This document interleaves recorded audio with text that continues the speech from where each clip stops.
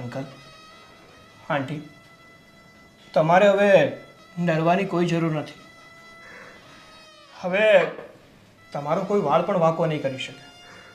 હા બેટા, અમે તો ખૂબ મૂંઝાતા હતા કે અમારા દુઃખ અને અમારી પીડાની વાત મારા દીકરાને મારે કઈ રીતે કરવી, પણ તારી યોજનાએ અમારી વાત અમારા દીકરા સુધી પહોંચાડી દીધી, એને સત્ય હકીકતથી જાણ કરી દીધી. એટલે આજે અમે આ નરકની યાતનામાંથી મુક્ત થઈ ગયા બેટા, મુક્ત થઈ ગયા.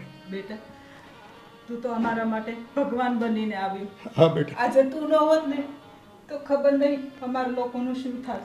આંટી, અંકલ, હવે ચિંતા ના કરો. તમારે અમારી સાથે રહેવાનું છે.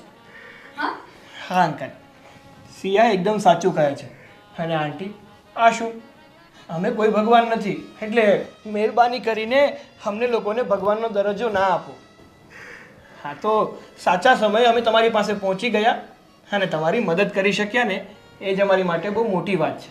અને હા, એક વાત કહું તમને, મારું તો સપનું હતું હું મારા સાસુ સસરાની સેવા કરું.